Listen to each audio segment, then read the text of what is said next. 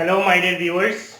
My name is Anwar Hussain Barvia, and I welcome you to my channel Age with Physics. We are studying mathematical tools in class 11 physics. So, for class 11 physics, we are studying mathematical tools. In mathematical tools, we have gone already for 7 lectures. So, this will be lecture number 8. So, my request is those who are new to my channel, please go through lecture 1 to lecture 7 and then come for this lecture. So we have already studied trigonometric functions, means trigonometric ratios, then all t ratios, then we have gone for differentiation, then we have studied indefinite integrals, and in this class we will study definite integrals. So what is actually a function, differentiation, indefinite integrals and definite integrals? All this it will be cleared in this video. So please watch the video sincerely and attentively. Now we are about to study definite integrals. Now see, when a mathematics teacher will teach you this mathematics definite integrals, they basically start from here, ठीक है? और मैं तो physics का teacher हूँ, मैं आपको mathematics तो नहीं पढ़ाऊंगा, मैथमेटिक्स पढ़ाने के लिए मैथमेटिक्स टीचर है, तो मैं आपको सिखा दूंगा क्या क्या चीज होता है इसके अंदर में, डेफिनेट इंटीग्रल्स क्या है, उसका एप्लीकेशन क्या है, कैसे किया जाता है, बस उतना आपको सिखा दूंगा। एक एग्जांपल लूंगा, उससे आपका क्लियर हो जाएगा। तो इसको देखिए। Suppose if we consider we have a function, suppose that function is f of x and that function is 2x cube, any function, say 2x cube plus 3x squared plus 5x. We have taken a function, that function is 2x cube plus 3x square plus 5x. So our function is our function is f and it is a variable, it is a function of variable x. Means हमारा जो function है वो f है और इसका variable क्या है, x है। ये कैसे पता चलता है, क्योंकि अगर हम लोग x को चेंज करेंगे तो हमारा फंक्शन का वैल्यू चेंज हो जाएगा। मान लीजिए x को 1 डालेंगे तो क्या होगा, 2 + 3 + 5, 2 डालेंगे तो कुछ और आएगा, 3 डालेंगे तो कुछ और आएगा। तो इसका मतलब x हमारा वेरिएबल है और f जो है हमारा फंक्शन है, ठीक है। Now we differentiate this function, that is dx of f of x, इसको अगर हम लोग डिफरेंशिएट करेंगे तो हमें क्या मिलेगा, if we differentiate तो हमें मिलेगा 2, और ये तो 2 है, ये कांस्टेंट है, ये बाहर आ जाएगा, ठीक है, थोड़ा दिखा देते। if we differentiate then it will be ddx of ये पूरा फंक्शन आएगा, so it is 2x cube plus 3x squared plus 5x। तो ये हो गया आपका डिफरेंशिएशन, ठीक है। now if we differentiate this what you will get, 2 तो आपका कांस्टेंट है, ये बाहर आ जाता है, इसका डिफरेंशिएशन नहीं होता है, so 2 will come out। अंदर में क्या रहेगा, ddx of x cube plus 3 बाहर आ जाएगा, अंदर क्या रहेगा, ddx of x squared plus 5 constant है, बाहर आ जाएगा, तो आपका 5 अंदर में क्या रहेगा, ddx of x, मैंने तोड़ दिया है, ddx of this plus ddx of this plus ddx of this, 2 constant है, बाहर आ जाएगा, ddx of x क्यूब हो जाएगा प्लस ये प्लस, फिर 3 कांस्टेंट है, बाहर आ जाएगा, ddx of x square plus ये 5 है, बाहर आ जाएगा, ddx of x। now if we differentiate what we will get, 2 ddx of x cube, इसका मतलब x to the power n minus 1, so it is 3 minus, sorry, it is differentiation is n x to the power n minus 1. What is differentiation of x to the power n? X to the power n is n x to the power n minus 1। तो इसका मतलब इसको अगर हम लोग differentiate करेंगे तो हमें यहाँ पे मिलेगा 3x to the power 3 minus 1 plus 3 multiplied by इसका n आ जाएगा सामने 2x to the power 2 minus 1 plus 5 ddx of x is 1। तो आपको अल्टीमेटली क्या मिल रहा है, 6x स्क्वायर प्लस, छोटा हो जा रहा है, 6x square plus 6x plus 5। तो ये हो गया हमारा फंक्शन, हमने क्या किया है, डिफरेंशिएट किया है, ddx of f of x, हमारा जो फंक्शन है उसको डिफरेंशिएट किया तो हमें क्या मिला, 6x square plus 6x plus 5। तो यहाँ पे डिफरेंशिएशन के बाद एक नया फंक्शन मिलता है, say that new function is f dash x। हमने डिफरेंशिएट किया, हमें और एक नया फंक्शन मिला, What is the new function? It is 6x square plus 6x plus 5. तो ये एक नया फंक्शन है, इसका नाम दे देता हूँ f dash x. Now, what is integration? तो लास्ट क्लास में हम लोगों ने पढ़ा इंटीग्रेशन. इंटीग्रेशन क्या है? हम लोगों ने पढ़ा indefinite integral. So what is the integration of this function? Integration of this function is integration of f dash x. और इंटीग्रेशन के साथ हमेशा क्या आता है? dx आता है. तो हमें इंटीग्रेशन करना है किसको? f dash x को. So it will be integration of what is f dash x? It is 6x square plus 6x plus 5. Integration के साथ dx आएगा. So this is your dx. तो इसका मतलब अगर हम इसको इंटीग्रेशन करेंगे तो हमें क्या मिलेगा? Integration of 6x square dx plus integration of 6x dx plus integration of 5 dx. और इंटीग्रेशन के साथ हमेशा एक कांस्टेंट आता है. इंटीग्रेशन के साथ हमेशा क्या आता है? कांस्टेंट आता है. Say that constant of integration is 6. तो यहाँ पे क्या होगा? 6 integration of x to the power n क्या होता है? It is x to the power n plus 1 divided by n plus 1. तो इसका मतलब x to the power n is 2. तो यहाँ पे आपको क्या मिलेगा? x to the power 2 plus 1 divided by 2 plus 1 plus यहाँ पे 6 है, ये 6 से बाहर आ गया तो x to the power 2 plus 1 divided by 2 plus 1. यहाँ पे ये 6 है तो ये 6 है, फिर ये x पावर 1 है तो इसका मतलब आपको क्या मिलेगा? x power 1 plus 1 divided bye 1 plus 1. फिर यहाँ पे कांस्टेंट क्या है? 5 है, यहाँ आ जाएगा. और इंटीग्रेशन ऑफ dx कितना होता है? इंटीग्रेशन ऑफ dx होता है x तो प्लस 6. तो यहाँ पे आपको क्या मिलेगा? 6x cube divided by 3 plus 6x square divided by 2 plus 5x plus 6. Now इसको अगर आप सोल्व करेंगे तो आपको क्या मिलेगा? 6/3 it is 2x cube plus 6/2 it is 3x square plus 5x plus 6. इस चीज को देखिए, ये क्या है actually? 2x cube plus 3x square plus 5x. तो ये हमारा ओरिजिनल फंक्शन है. जो फंक्शन था हमारा 2x cube plus 3x square plus 5x, वही फंक्शन हमें मिला आफ्टर इंटीग्रेशन, है कि नहीं है? तो इसीलिए कहा जाता है integration is the process, is the reverse process of differentiation. Process of integration is the reverse process of differentiation. ठीक है, तो यहां तक हम लोगों को पता है ये इंटीग्रेशन है. अब हम लोग डेफिनेट इंटीग्रेशन क्या पढ़ते हैं? What is definite integration? Definite integration का मतलब है, डेफिनेट इंटीग्रल्स का मतलब क्या है? सो डेफिनेट इंटीग्रल्स का मतलब होता है से इंटीग्रेशन ऑफ, हमें ये कौन सा फंक्शन मिला है? f डैश x को करने के बाद हमें मिला है f of x. So definite integration का मतलब है f of x dx. Okay, तो यहां पे देखिए, ये बाद में आपको समझा रहा हूं. Integration of a to b f dash x dx. तो इसको अगर हम इंटीग्रेशन करते हैं तो हमें क्या मिलता है? Integration of f dash x dx. ये कहां पे है? यहां पे है. Integration of f dash x dx करने से हमें मिलता क्या है? f ऑफ x मिलता है. और अगर मैं यहाँ पे एक वैल्यू डालता हूँ a और यहाँ पे डालता हूँ एक वैल्यू b, तो इसको कहा जाता है लोअर लिमिट, क्योंकि ये नीचे है लोअर लिमिट, ये ऊपर है ये अपर लिमिट. तो यहाँ पे x जो है इसका एक डेफिनिट वैल्यू निकालने के लिए मान लीजिए मैं यहाँ पे कंसीडर करता हूँ 2 और यहाँ पे कंसीडर करता हूँ 3. नीचे में मैंने 2 कंसीडर किया, ऊपर में कंसीडर किया 3. तो ये जो आएगा तो यहाँ पे क्या होगा? 2 और यहाँ पे क्या होगा? 3. तो इसका मतलब हमारा जो इंटीग्रेशन है ये, इसका लोअर लिमिट कितना है? 2, अपर लिमिट कितना है? 3.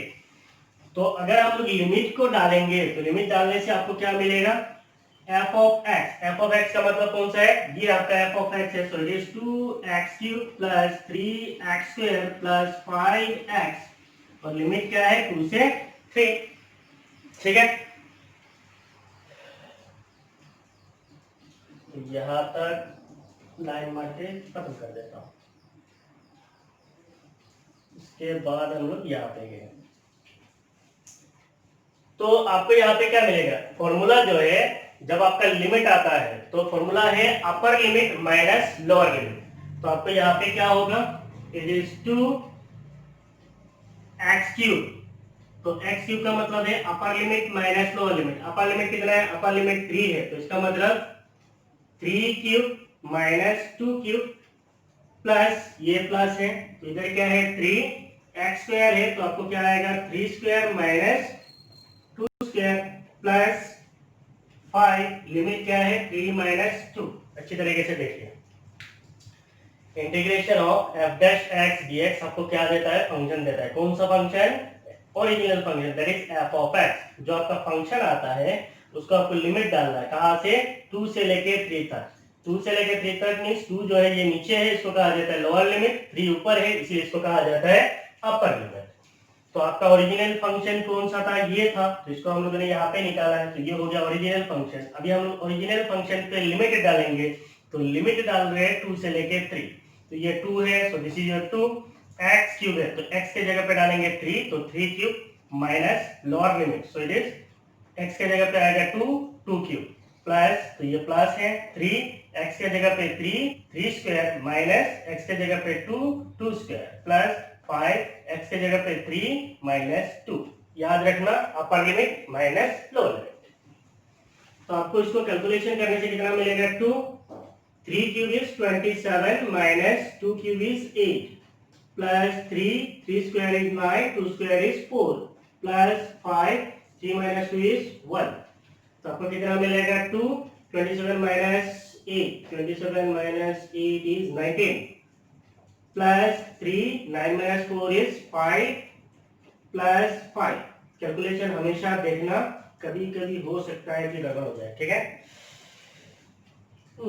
3 by 15 plus 5 20 plus 38, 20 plus 38 is 58। तो आप देखिए इसको डेफिनेट इंटीग्रल क्यों कहा जाता है? डेफिनेट इंटीग्रल इसलिए कहा जाता है क्योंकि इसको लिमिट्स डालने के बाद आपको एक डेफिनेट वैल्यू मिलता है, इसीलिए इसको कहा जाता है डेफिनेट इंटीग्रल्स, ठीक है? तो यहाँ पे आपका पूरा कहानी हो गया function, differentiation, indefinite integral, definite integral का। अब इस कहानी को इस थ्योरी के साथ मिलाइए। ये थ्योरी है बेसिकली, ये आपको कहीं नहीं पूछेगा कहीं पे भी। मैथ्स का मुझे नहीं पता है, वहां पे पूछ सकता है, लेकिन फिजिक्स में कोई नहीं पूछेगा कि what is definite integral, nobody will ask. तो आपको समझना बस जरूरी है। Now see, when a function is integrated means अगर हम किसी एक फंक्शन को इंटीग्रेट करते हैं between a lower limit and an upper limit, मान लीजिए हमारा फंक्शन है f dash x, इसको हम लोग इंटीग्रेट कर रहे हैं लोअर लिमिट और अपर लिमिट के बीच में, it is called a definite integral। इसको हम लोग बोलते हैं definite integral। What is this? This is a definite integral। Why we call it as definite integral? Because we have a function of variable x and we are integrating it from 2 to 3। हमारे पास एक function है जिसका variable x है और इसका एक limit है 2 से लेकर 3 तक, इसीलिए इसको कहा जाता है definite integral. If ddx of f of x is equal to f dash x, that is ddx of f of x means ये ddx of f of x is equal to f dash x, तो इससे एक function आता है, इसको हम लोग बोलते हैं f dash x, then integration of f dash x is called indefinite integral। Then integration of f dash x dx is called indefinite integral। तो ये हो गया आपका indefinite integral, ठीक है? And integration of a to b f dash x dx, integration of a to b f dash x dx means कौन सा है? ये है integration of a to b, तो ये रिप्रेजेंट कर रहा है a, ये रिप्रेजेंट कर रहा है b, that is 2 is your a, 3 is your b। f dash x dx is called definite integral, इसको बोलते हैं definite integral, इसको बोलते हैं indefinite integral। Here a and b are called lower and upper limits of variable x। तो यहाँ पे जो a है it is called lower limit, b है it is called upper limits of the variable x। तो ये x जो variable है इसका लोअर लिमिट है 2 और अपर लिमिट जो है वो 3 है। आफ्टर कैरिंग आउट इंटीग्रेशन, जब हम लोग इंटीग्रेशन कर लेंगे f dash x का इंटीग्रेशन कर लेंगे, तो f dash x का इंटीग्रेशन किया तो हमें क्या मिला? ये मिला। After carrying out integration the result is evaluated, तो हमें जो रिजल्ट मिलता है इसको हम लोग इवैल्यूएट करते हैं, इसको हम लोग कैलकुलेट करते हैं between upper and lower limits. इसको हम लोग अपर लिमिट और लोअर लिमिट के बीच में कैलकुलेट करते हैं, इवैल्यूएट करते हैं। कैसे करते हैं? इंटीग्रेशन of a to b f dash x dx is equal to, आपको मिलेगा f of x, लिमिट डालना है a से लेकर b और it is f of b minus f of a। So it is upper limit, ये हो गया अपर लिमिट माइनस लोअर लिमिट। आपका जो फंक्शन आएगा उस पे अगर आप अपर लिमिट माइनस लोअर लिमिट डाल देंगे तो आपको क्या मिल जाएगा, डेफिनिट वैल्यू मिल जाएगा, इसीलिए इसको कहा जाता है डेफिनिट इंटीग्रल्स। ठीक है, तो ये छोटा सा हमारा इंट्रोडक्शन था अबाउट डेफिनिट इंटीग्रल्स। हम अभी और कुछ प्रॉब्लम्स करेंगे जिससे आपको डेफिनिट इंटीग्रल्स का एप्लीकेशन इन फिजिक्स समझ में आ जाएगा। उसके आगे का जो डेफिनिट इंटीग्रल्स है मैथमेटिक्स में, वो आपको अच्छी तरीके से आपका मैथमेटिक्स टीचर पढ़ाएंगे जब भी जरूरत पड़ेगा। ठीक है, और यहाँ पे तो क्लास 11 में आने के बाद एक प्रॉब्लम ये भी होता है, कुछ स्टूडेंट का मैथमेटिक्स मेन होता है, कुछ लोगों का मैथमेटिक्स जो है फोर्थ होता है या फिर ऑप्शनल होता है, ऐसा कुछ होता है। तो बेसिकली जिन लोगों का मैथमेटिक्स फोर्थ है वो लोग इन लेक्चर्स को अच्छी तरीके से देख लीजिए, क्योंकि आपको तो मैथमेटिक्स फिर अलग से पढ़ने को नहीं मिलेगा। तो बेसिकली यही मैथमेटिक्स को यूज करना है और करके आपको फिजिक्स पढ़ना है। एंड आई होप मैं आपको जितना मैथमेटिक्स यहाँ पे पढ़ाऊंगा उतना मैथमेटिक्स से आपका फिजिक्स पार्ट हो जाएगा, कोई दिक्कत नहीं होगा। तो अच्छी तरीके से मेरे क्लासेस को कीजिए। तो मैंने पहले भी शायद बोला है, जो लोग नए हो आप लोग लेक्चर 1 से शुरू करना और ये लेक्चर 8 पे आना, बीच में बंक नहीं मार देना। मान लो डिफरेंशिएशन ही नहीं पढ़ा आगे इंटीग्रेशन में तो बहुत बड़ा गड़बड़ होगा, आपको समझ में नहीं आएगा। अभी आप एक काम कीजिए, सब लोग इसको नोट डाउन कर लीजिए एज इट इज। पहले इसको यहाँ से लेके यहाँ तक कॉपी कीजिए, फिर यहाँ से यहाँ पे यहाँ तक जाइए। फिर मेरा इधर जगह नहीं है इसीलिए मैं इधर टार्न ऑफ इधर आया, तो आपके नीचे जगह होगा, फिर इसके बाद इधर आइए तो आपको एक सेक्वेंस मिल जाएगा फंक्शन से लेके डेफिनेट इंटीग्रेशन तक। ठीक है, कॉपी कीजिए।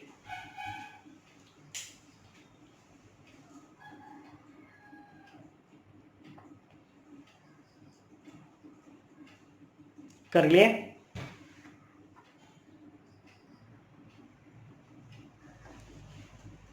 So now we will see some applications of definite integrals.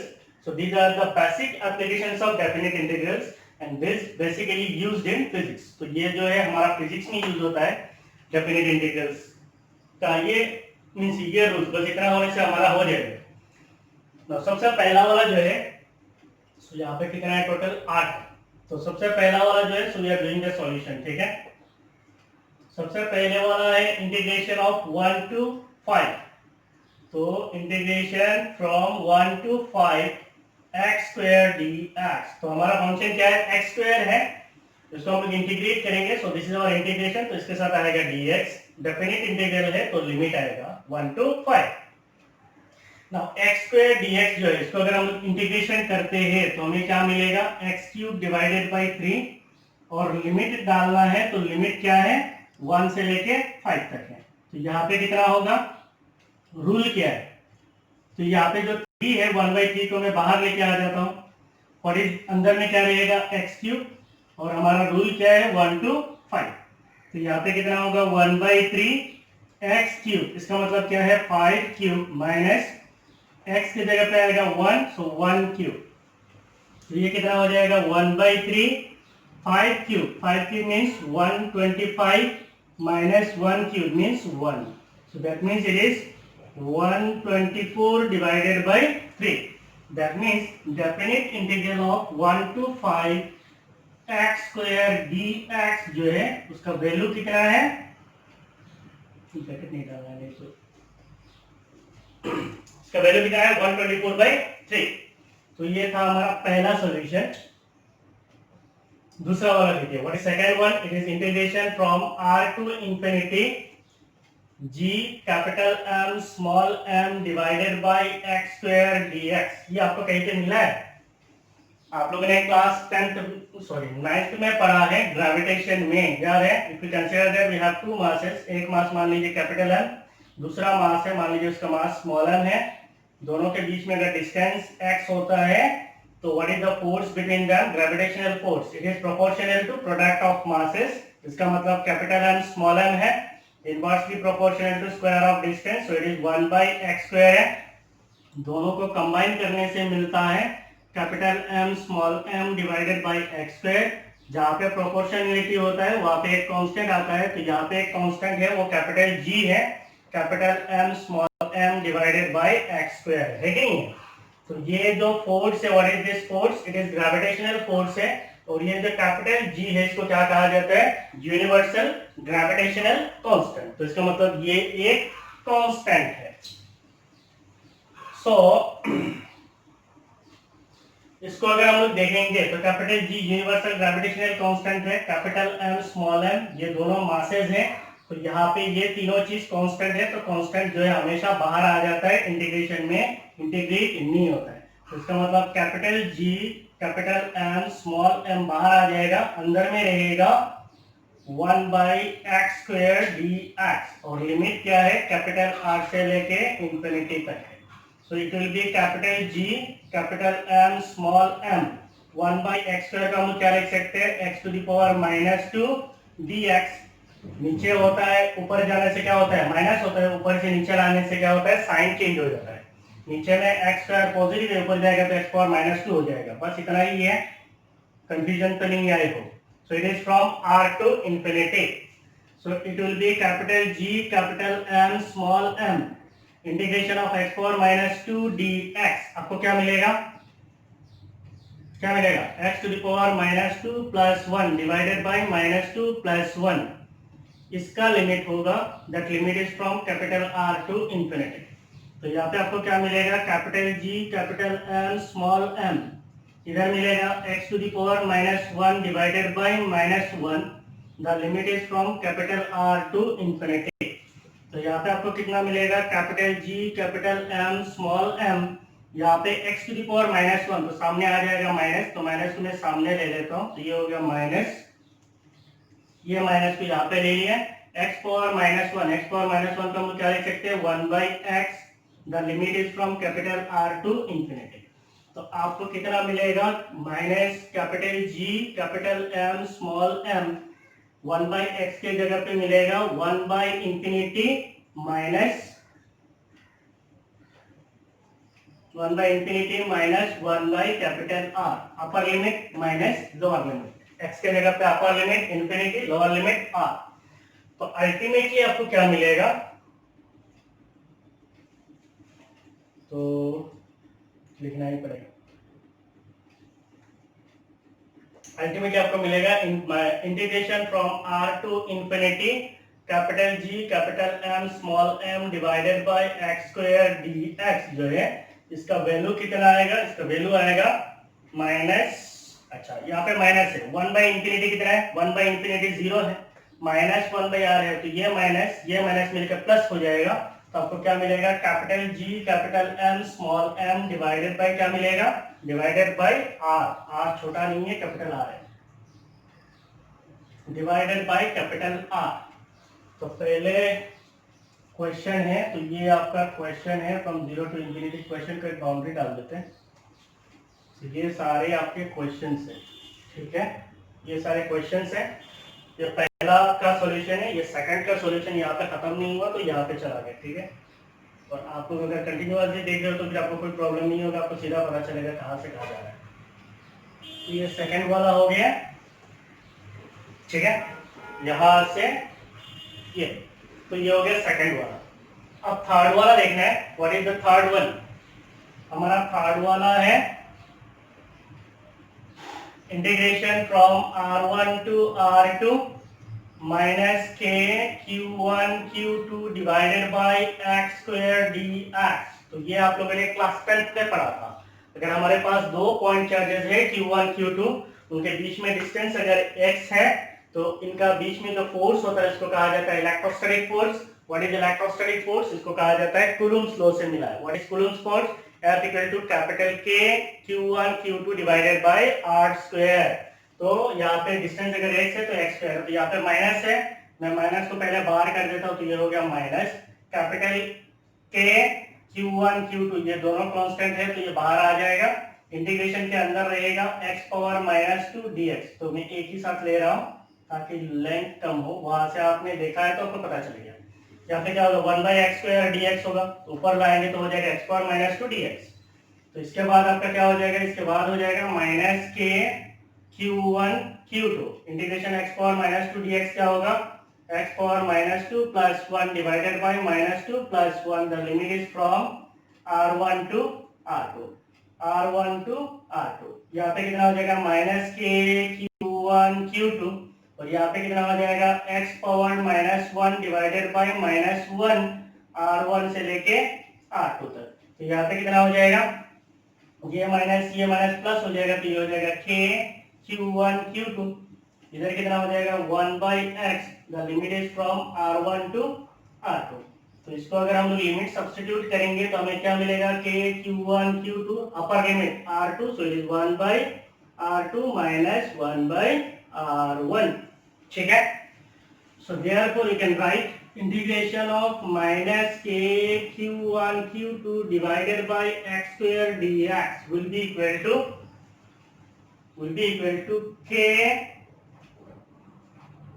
गड़बड़ वाली जगह पे आ गया, q1 q2 1/r2 minus 1/r1।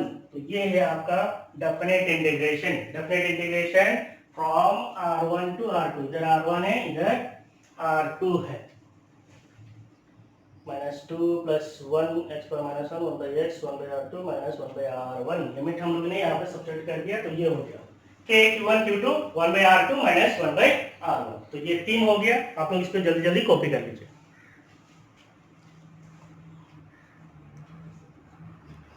तो अगर मैं स्क्रीन पे देखूं तो थोड़ा जगह पे नीचे नहीं दिख रहा है, minus capital G capital M small m into 1/इंफिनिटी माइनस 1/कैपिटल R है। 1/इंफिनिटी मीन्स 0 माइनस 1/कैपिटल R है।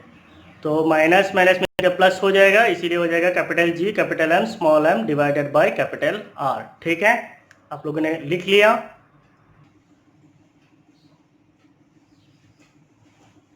तो हमने ऑलरेडी 3 कर लिया, अभी फोर्थ वाला करेंगे।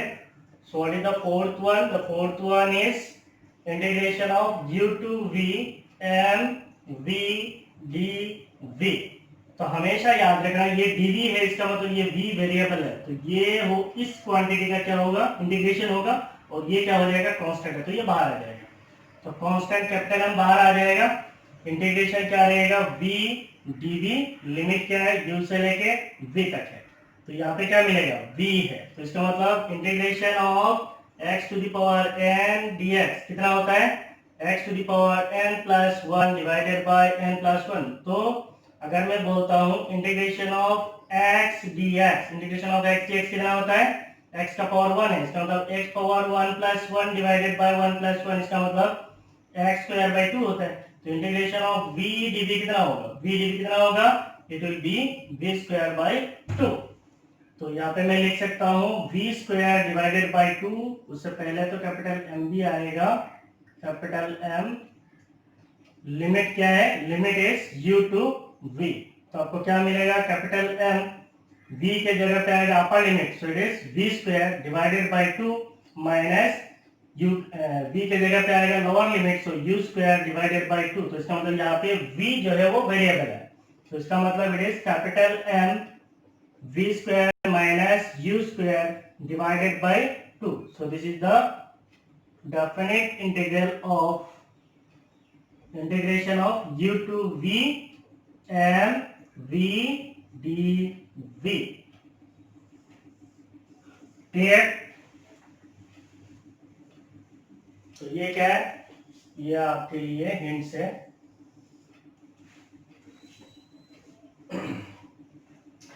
उसके बाद हम लोग फिफ्थ वाला करेंगे। What is the fifth one? Fifth one is integration of 0 to infinity. So this is 0 to infinity x to the power minus 1/2 dx, x to the power minus 1/2 dx। तो ये क्या हो गया, ये हो गया x पावर n।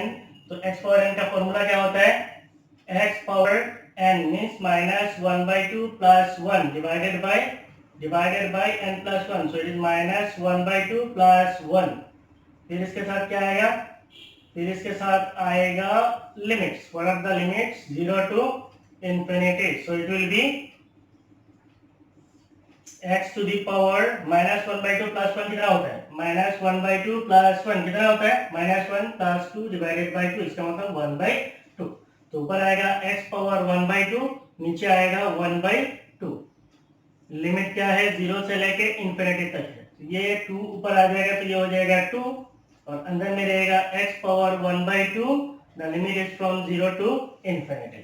तो ये कितना मिलेगा, 2 x पावर 1/2। तो x के जगह पे आ जाएगा इंफिनिटी पावर 1/2 माइनस x के जगह पे आ जाएगा 0, 0 के जगह पे हाफ, क्या आ जाएगा?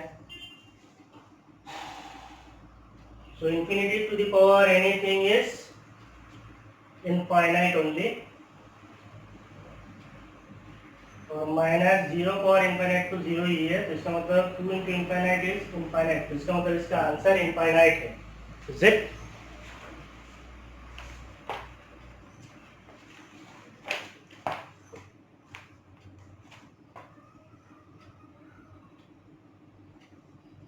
इनफाइनाइट ही आंसर, वेरी गुड।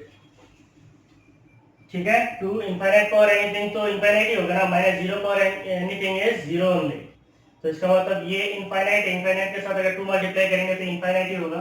इसका मतलब definite integral of 0 to infinity the value is x power minus 1/2 dx will be equal to infinite. So इसका डेफिनेट इंटीग्रेशन का वैल्यू आएगा इनफाइनाइट। ठीक है, सो ये हो गया हमारा fifth one. What is the sixth one? Sixth one is integration of 0 to pi by 2 sin x dx। तो ये ट्रिग्नोमेट्रिक फंक्शन का जो इंटीग्रेशन है वो आपका फिजिक्स में बहुत सारी जगह पे यूज होता है। 0 to pi by 2 इसके साथ क्या है? dx है। इसको अगर हम लोग इंटीग्रेशन करेंगे तो हमें क्या मिलेगा? Integration of sin x is minus cos x, so it will be minus cos x, the limit is from 0 to pi by 2। So इसको हमें क्या मिलेगा? Upper limit, so it is minus cos of pi by 2, upper limit is pi by 2, minus formula का minus, upper limit minus lower limit, तो minus फिर आएगा आपका minus cos x के जगह पे आएगा 0, सो it will be minus cos pi by 2 कितना होता है? Cos 90, it is 0, minus minus will become plus, cos 0 कितना होता है? कॉस 0 इज 1, that means आपको कितना मिलेगा? 1। that means definite integral of 0 to pi by 2 sin x dx का जो वैल्यू आता है वो कितना आता है? 1 आता है। गड़बड़ गड़बड़ करके लिखने की दिखाने की तो जरूरत नहीं है, उसके बिना ही सुंदर। ठीक है, ये हो गया आपका सिक्स्थ वन। अगर हम लोग सेवेंथ वाला करेंगे, what is the seventh one? ये बहुत आसान है। Integration of 0 to pi by 2 cos x dx, cos x dx, तो ये कितना आएगा? इसका इंटीग्रेशन करेंगे, cos का, इंटीग्रेशन का cos कितना होता है? इंटीग्रेशन का cos होता है sin, इंटीग्रेशन का sin होता है माइनस cos, cos होता है sin, so it will be sin x, the limit is from 0 to pi by 2। इसका मतलब साइन ऑफ एक्स के जगह पे क्या आएगा? अपर लिमिट, अपर लिमिट कितना है? Pi by 2 minus sine x के जगह पे आएगा lower limit, that is sine 0। इसका मतलब integration of 0 to pi by 2 cos x dx will be equal to sine pi by 2 कितना होता है? 1 माइनस साइन 0 का वैल्यू कितना होता है? 0। इसका मतलब ये भी कितना आएगा? 1 आएगा। ये हो गया आपका seventh one.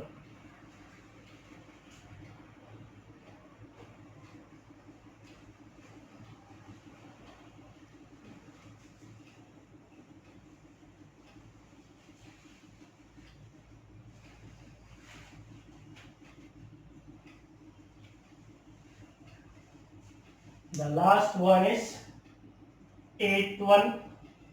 It is integration of minus pi by 2 to pi by 2। So इसका मतलब lower limit minus pi by 2, upper limit pi by 2 cos x dx। So it will be integration of cos is sin, so it will be sin x, the limit is from minus pi by 2 to plus pi by 2। ठीक है, तो आपको क्या मिलेगा? Upper limit, so sine x के जगह पे upper limit में sine pi by 2 minus sine upper limit minus lower limit. What is lower limit? It is minus pi by 2, sine x के जगह पे upper limit minus sine x के जगह पे लोअर लिमिट। ठीक है, तो साइन पाई बाई 2 कितना होता है? साइन पाई बाई 2 होता है sine 90, it is 1 minus sine minus pi by 2, इसका मतलब all sine tan cos, sine of minus theta is minus sine theta, so it will be minus sine of pi by 2 minus sine of pi by 2। तो इसके बाद क्या होगा, definite integral of minus pi by 2 to pi by 2 will be minus pi by 2 pi by 2 cos x dx will be equal to, यहाँ पे क्या है 1, so it is 1 minus and minus will become plus, sin pi by 2 कितना होता है 1, so it is 2 only, so इसका मतलब is equal to कितना है 2, ठीक है। तो इसके बाद हम लोग वहां पे गए हैं। अब जब भी वीडियोस देखते हो कंटिन्यूअसली देखना, स्किप मार के नहीं देखना, नहीं तो आपको कंफ्यूजन हो जाएगा कि कहाँ से कहाँ जा रहे हैं। तो बेसिकली मैंने ये बोर्ड लिया है, ये बोर्ड जो है मैंने बढ़ा लिया है ताकि हमें ज्यादा दिक्कत ना हो। पहले वाला जो बोर्ड था मेरा इसका ऑलमोस्ट आधा साइज का था और थोड़ा करने के बाद मिटाना पड़ता था, थोड़ा करने के बाद मिटाना पड़ता था, तो मिटाते में थक जाता था, ठीक है। सो this is all about your definite integrals, और इसके आगे हम लोग और मैथमेटिकल टूल्स पढ़ेंगे, ठीक है। टिल देन आप ये लेक्चर 1 से लेके लेक्चर 8 तक देखते रहिए, इससे आपका मैथमेटिक्स पार्ट जो है वो मैथमेटिक्स पार्ट जो फिजिक्स में यूज होता है वो हो जाएगा। आपको बिल्कुल टेंशन नहीं लेना है कि आपका मैथ्स 4th है 5th है ऑप्शनल है क्या है, कोई टेंशन नहीं है। फिजिक्स पढ़ने के लिए मैथ्स चाहिए और जो मैथ्स चाहिए वो मैं आपको पढ़ा दूंगा, क्लियर। नाउ अगर आपने मेरा वीडियो को पहले से लेके एंड तक देखा है, अगर आपको अच्छा लगा है, like it. If you like my videos, please share my videos to your friends so that I can reach the students who are in need of physics, ठीक है। अगर आप मेरे चैनल पे नए हो, please subscribe my channel. Thank you for watching my videos, thank you.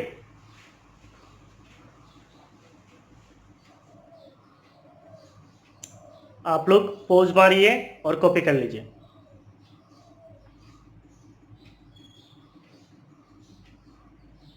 Thank you, bye bye.